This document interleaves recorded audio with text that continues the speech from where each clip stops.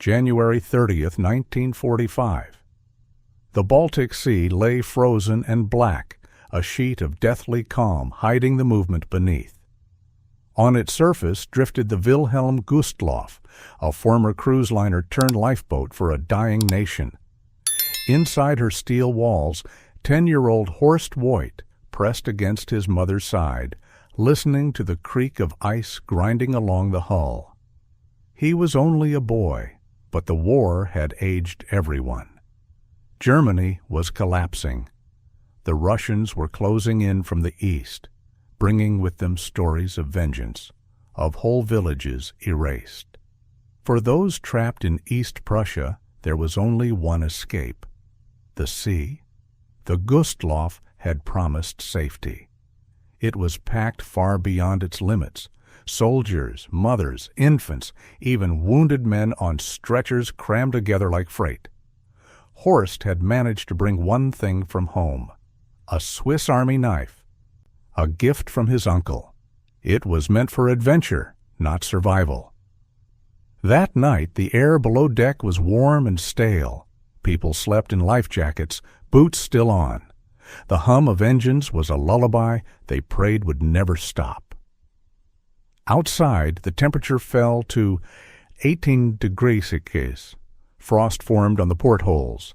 In the distance, the faint glow of searchlights brushed the horizon. Soviet submarines had been sighted in these waters. Horst's mother tried to keep calm.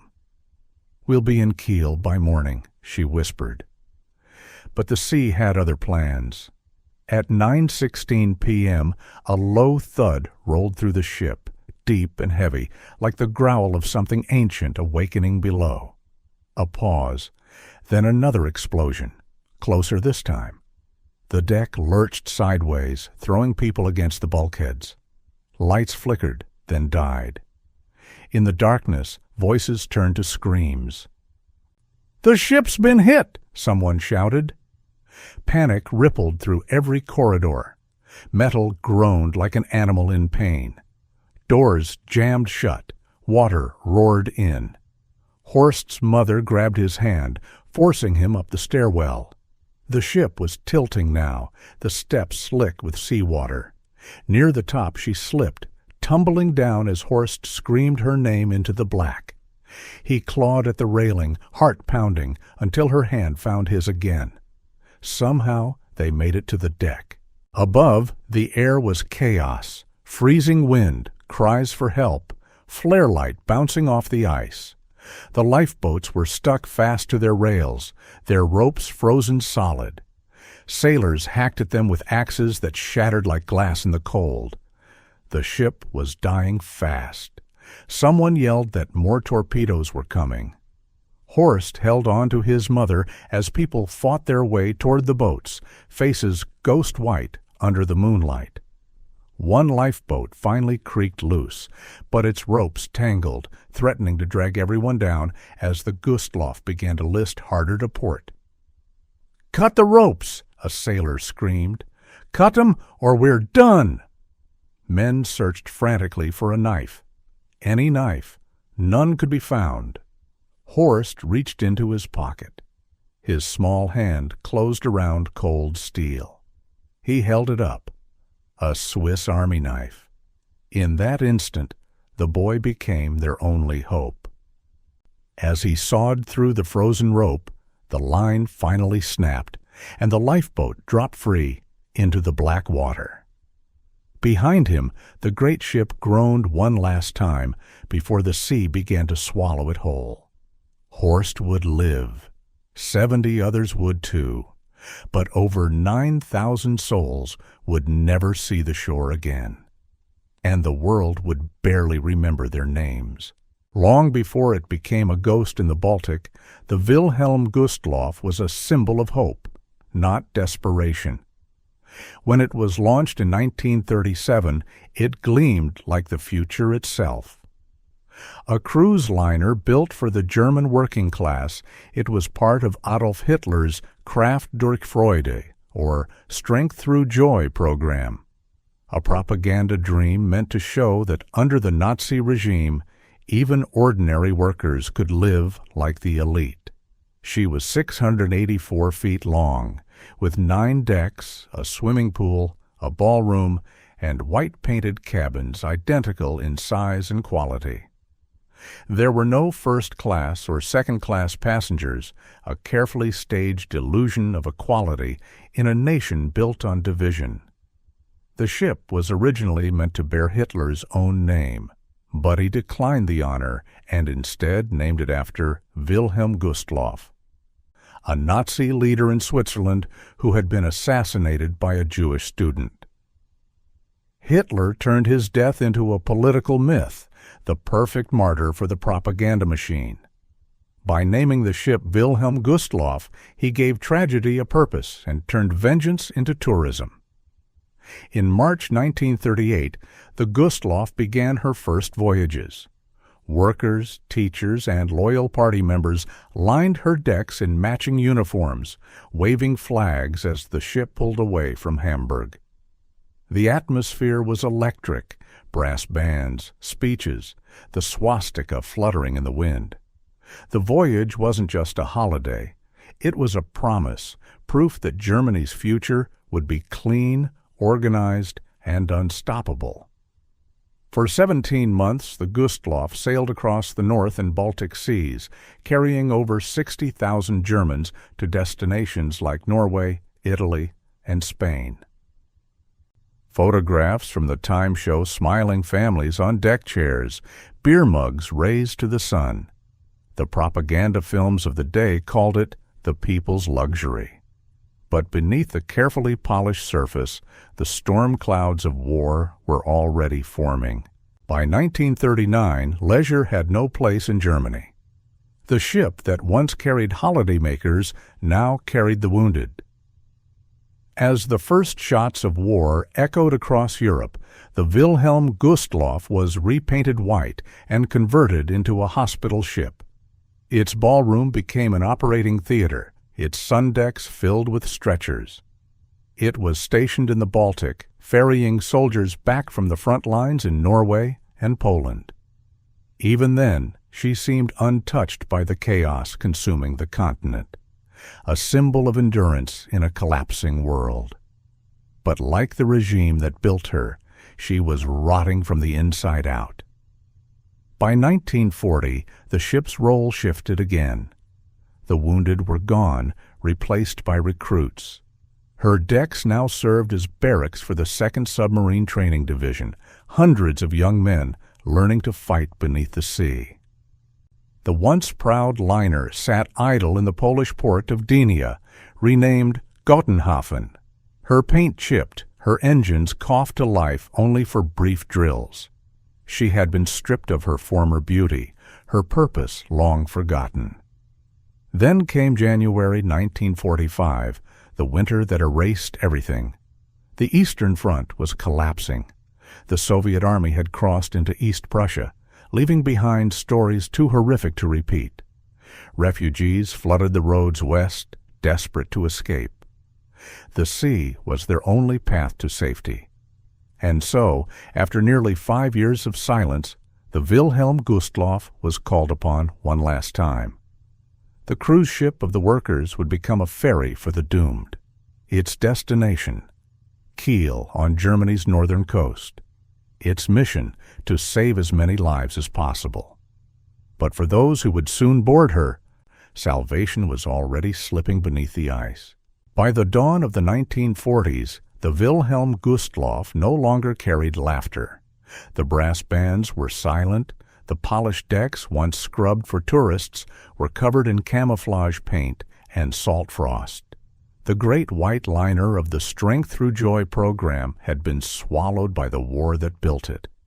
In the early years, she still served the nation, but not as anyone had intended. After the invasion of Norway, the Gustloff ferried wounded soldiers back across the Baltic, her ballroom now echoing with moans and the sound of medical stretchers clattering across the floor, the scent of salt mixed with iodine. Her corridors became hospital wards. Nurses worked by dim lanterns as waves slammed against the hull. Outside, the northern seas grew cruel and gray. The liner, once celebrated for her stability and comfort, struggled to stay upright under the weight of blood and snow. In late 1940, as Germany's grip on Europe tightened, the Gustloff was ordered to Gotenhofen, the port city the Nazis carved out of Gdynia, Poland. There, she was stripped of her hospital markings and reclassified once more. The ship that once symbolized rest now became a barracks. She was assigned to the 2nd Submarine Training Division, hundreds of young recruits preparing for duty aboard the Kriegsmarine's U-boats. These men, barely out of adolescence, slept where vacationers once drank champagne. Their bunks were stacked 3 high where the dance floor had been. The smell of oil and machinery replaced the perfume of summer cruises. Every few days, the recruits marched down the frozen gangway, learning how to dive, surface, and survive underwater. The Gustloff's engines remained mostly silent. She was a floating dormitory now, motionless, aging, her hull stiff with rust. She had been built to show the world Germany's power. Now she would carry the last remains of its people. But with every heartbeat of her engines, the clock was ticking toward disaster. By the last week of January 1945, Gotenhofen was a city of ghosts. Refugees flooded the harbor from every road leading out of East Prussia. Faces gray with frost, hands clutching whatever pieces of their lives they could carry. The sound of artillery echoed in the distance. The Red Army was closing in. Snow fell sideways, swept by the Baltic wind. The water in the harbor was choked with ice, but still thousands pressed forward toward the pier, where the Wilhelm Gustloff loomed like salvation. The ship, once pristine and white, was now dull gray, streaked with soot and streaked salt. Her hull had been patched hurriedly. Windows shattered from past bombings were replaced with boards. But to the refugees staring up at her, she was magnificent, the last hope of escape from the East. By morning, soldiers of the 2nd Submarine Training Division boarded first. Then came the wounded, the nurses, the civilians. Lines stretched for blocks along the frozen quay. The official manifest stopped counting at 7,056 passengers. But witnesses said the number kept rising, 10,000, maybe more, pouring aboard until even the stairwells were packed tight. Children cried in the cold, their tears freezing on their cheeks. Families huddled under wool blankets, terrified they'd be left behind. And as the harbor filled with the roar of engines, the crowd surged forward, pushing, begging, screaming to be taken. Captain Friedrich Patterson watched from the bridge. He was a veteran sailor, but knew the risk. Soviet submarines had been sighted along the coast. Mines littered the sea lanes. The Gustloff had no escort and only a handful of operational lifeboats. Still, the order was clear. Sail west to Kiel. At 12:30 p.m. on January 30th, 1945, the mooring lines were cast off. The ship's horn groaned through the icy fog, a long, mournful note that echoed through the harbor. It was the sound of farewell, though none realized it yet. The Wilhelm Gustloff moved slowly, her propellers breaking through chunks of ice as she drifted out into open water. Behind her, thousands still stood at the dock, watching the shape of the liner vanish into the mist. For them, another ship would never come. Inside, life was chaotic but hopeful. Refugees crowded the corridors, sitting shoulder to shoulder. Every room, every hallway, even the empty swimming pool was filled with people. The heat from so many bodies turned the air thick and stale. Some mothers tried to sing lullabies to their children. Others stared silently into space. On the bridge, a quiet argument broke out. Commander Wilhelm Zahn of the U-boat division insisted the ship was moving too slowly. Only 12 knots. He urged the captain to increase speed to 15, arguing that Soviet submarines could easily catch them at this pace. The captain refused. The Gustloff's engines were old, and pushing them harder could be disastrous. First Officer Reibs suggested hugging the coastline to avoid detection, but that too was dismissed. Peterson preferred the deep water route, a path known to be clear of mines. The decision sealed their fate. As the evening fell, the temperature dropped even further. Ice glazed the rails and windows. Inside, a radio broadcast crackled through the ship, the final public speech of Adolf Hitler. His voice, once a symbol of power, now sounded hollow and distant. "Every sacrifice demanded must and will be made," he declared. The words hung heavy in the air. At 6 p.m., the ship received a mysterious message. A minesweeper convoy was approaching. To avoid collision, the Gustloff was ordered to turn on its navigation lights. The bridge crew hesitated. Lights would make them visible for miles. But the order sounded official, so the switch was thrown. A soft glow spread across the ship, a ribbon of white light stretching through the Baltic night. And somewhere beneath the ice, in the silence of the deep, a Soviet submarine adjusted its periscope. Beneath the frozen black of the Baltic Sea, the submarine S-13 moved like a shadow. Inside her steel hull, Soviet Captain Alexander Marinesko stood silent at the periscope. The faint glow of red emergency lights painted the faces of his crew as they whispered in the dark. He had been waiting for a target, something big enough to matter. Through his lens, he saw it, a streak of light cutting through the night like a floating lantern.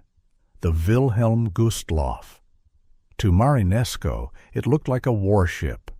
The lights gleamed along her length, 9 decks high, too large and too proud to be anything but military. He did not know that her decks were crowded with refugees. Or perhaps he did, and it no longer mattered. The war had burned the difference out of men long ago. "Prepare tubes 1, 2, and 3, he ordered. The S-13 crept closer, its engines barely audible over the groan of ice shifting above. The sonar pinged softly, one steady heartbeat against the void. At 9:04 p.m., Marinesko gave the command. Fire! 3 torpedoes streaked through the water.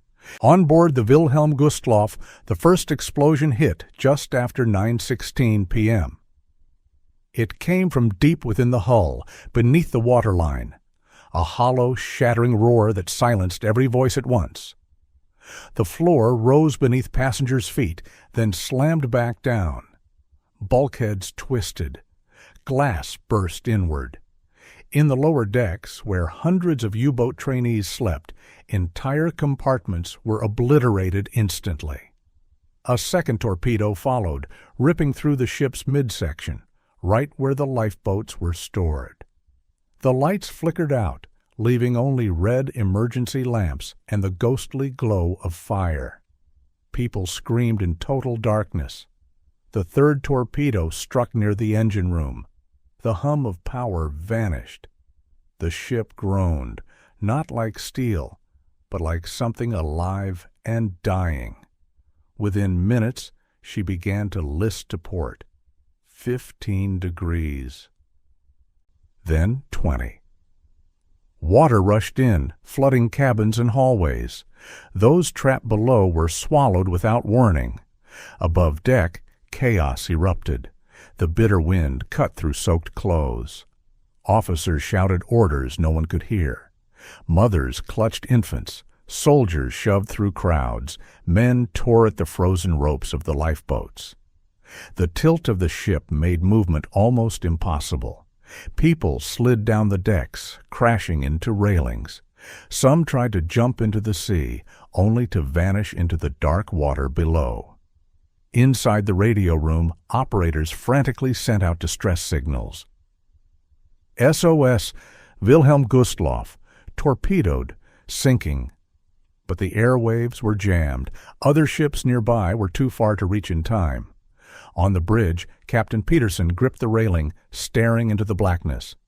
There was no point in maneuvering. The engines were dead. The only sounds now were the hiss of escaping steam and the unending screams of thousands of people fighting to breathe. Within 10 minutes, the lifeboats on the starboard side were unreachable, trapped above the waterline. The port side boats were half frozen to the rails. Sailors smashed at them with hammers, but the cold locked everything in place. The Gustloff's design, meant for leisure and symmetry, had become a death trap. Below deck, corridors turned into rivers. In one cabin, a young mother was seen tying her infant to her back with a scarf. Another man tried to break a porthole with his boots, slicing his legs open in desperation. The sea was pouring in faster than anyone could react. At 9:30 p.m., just 14 minutes after the first strike, the Wilhelm Gustloff was already doomed. Thousands still trapped below didn't even know what had happened. They only felt the tilt, the cold, the sudden silence. Above them, the night was alive with flares and fire. And somewhere on the bridge, someone whispered what everyone already knew. "She's going under." On deck, the night had turned into madness. The Wilhelm Gustloff was listing hard to port, her great white hull half submerged beneath the Baltic's black skin. The air stung like needles. Wind howled through the lifeboat cranes, carrying the cries of thousands into the freezing dark. 10-year-old Horst Voigt clung to his mother's coat. Around them, the deck heaved and tilted as if trying to shake them into the sea. Every inch of metal groaned, the sound of a dying giant. "We have to move," his mother shouted, pulling him toward the nearest lifeboat. But the stairwell was a wall now, slick with seawater. They crawled more than they ran, hands bleeding from gripping frozen steel. Behind them, the ship's sirens had begun to fail, long, broken moans fading into silence. People stumbled past with blank eyes, clutching children, suitcases, crucifixes. Some jumped without thinking, their bodies vanishing in seconds beneath the icy waves. At the lifeboat station, sailors were hacking at the ropes, trying to free the boats from their rails. The cold had turned them solid as stone.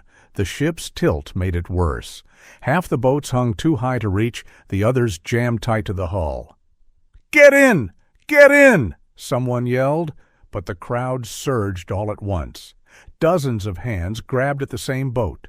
The sound of wood splitting filled the air as the davits creaked. A soldier swung a paddle, striking back the desperate to keep the craft from capsizing. Horst and his mother pushed through, stumbling into one of the few boats that still hung from its ropes. It swayed violently, half full of water already.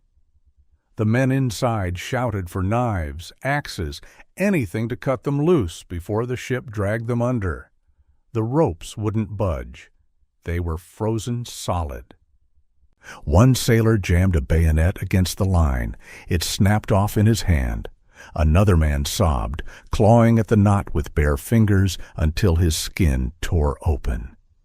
The Gustloff was sinking fast now, her stern already swallowed by the sea. Then Horst remembered. The Swiss Army knife. He fumbled through his pocket, the metal cold enough to burn his skin. When he handed it to a sailor, the man didn't even speak, just nodded, teeth clenched, and sawed furiously at the rope. The blade dulled, bent, caught again. For a moment it seemed hopeless. Then, with a sudden snap, the line gave way. The lifeboat dropped into the sea with a crash, sending water spraying over everyone inside. The freezing shock stole their breath. Above them, the Wilhelm Gustloff loomed like a black mountain, lights flickering out one by one. People still clung to her railings, screaming names into the wind. Some slid helplessly down the tilted decks, vanishing into the sea. Others stood perfectly still, as if disbelief could stop the sinking. Horst turned to look and saw the ship's name glowing faintly across her bow, white letters shimmering just before the final plunge. His mother held him tight. "Don't look," she whispered, but he couldn't stop. The liner groaned once more, a deep metallic howl that carried across the water. Then, slowly, the bow rose, the stern dipped, and the Wilhelm Gustloff broke apart. The ocean swallowed her whole in less than an hour. The survivors in the lifeboats could only watch, hundreds of them scattered in the darkness, surrounded by floating wreckage and the faint cries of those still alive in the water. Within minutes, most of those voices were gone. The cold did what the torpedoes had not. And as the silence returned, Horst held the little knife in his hand, the same blade that had saved 70 souls, even as 9,000 others slipped beneath the ice. He would carry it for the rest of his life. By the time the Wilhelm Gustloff disappeared beneath the waves, the Baltic Sea had become a graveyard. The cries of the dying faded into wind and water, leaving behind an almost holy silence, the kind that follows catastrophe when even the sea seems unwilling to speak. Horst Voigt sat pressed against his mother in the lifeboat, barely conscious. His fingers were stiff, his face numb. The ocean hissed quietly around them, steam rising where warm bodies met freezing air. All around, small lights flickered. Candles, flashlights, bits of burning wreckage drifting aimlessly in the black. It was close to midnight. The temperature hovered near 18 degrees. The survivors huddled together, sharing what little heat they could. Some whispered prayers, others said nothing, just stared into the dark where the ship had been. Every few minutes, a new sound would pierce the stillness, a single voice calling out for a mother, a child, a name swallowed by the cold. Then it too would stop. The Baltic took them quickly. In the distance, faint explosions echoed, maybe ice shifting, maybe the shells of the front lines. No one could tell.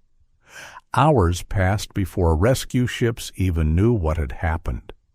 The Wilhelm Gustloff had sent her SOS, but few received it clearly. Radio interference, confusion, and disbelief delayed any immediate response. To those at sea that night, she had simply vanished. The first vessel to find survivors was the torpedo boat Iowa. Its crew had been searching the area blindly, guided only by the faint glow of fires on the horizon. When they reached the site, they were met with an endless field of debris, wooden planks, suitcases, bodies frozen stiff, eyes wide open. The men aboard the Iowa worked frantically, pulling whoever they could from the water. Most were already gone. The cold killed faster than drowning. Others were so delirious they resisted rescue, convinced their families were still nearby. By dawn, fewer than 1,000 people were alive. Of those, many would not survive the following day.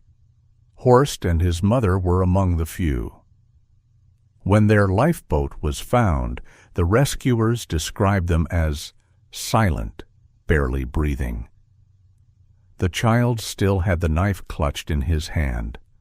The bodies recovered from the water were placed in neat rows along the decks of the rescue ships, covered with sheets of frost. No one spoke. There were too many. When the survivors finally reached land, the snow was still falling. Soldiers carried them ashore and into makeshift hospitals, where doctors tried to treat frostbite with candles and hot stones. No one could comprehend the scale of what had just happened. Even in war, a war already overflowing with death, this was something else entirely.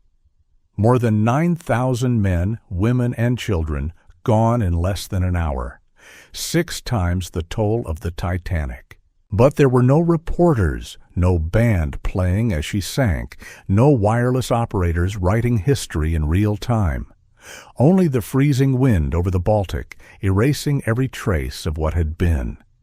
For decades, the sea would keep its silence. No memorials, no monuments, just a quiet stretch of gray water where gulls circled aimlessly, never landing. Those who lived tried to forget. Those who died were never found. And for Horst Voigt, a boy who once dreamed of adventure, the sound of that night would echo for the rest of his life.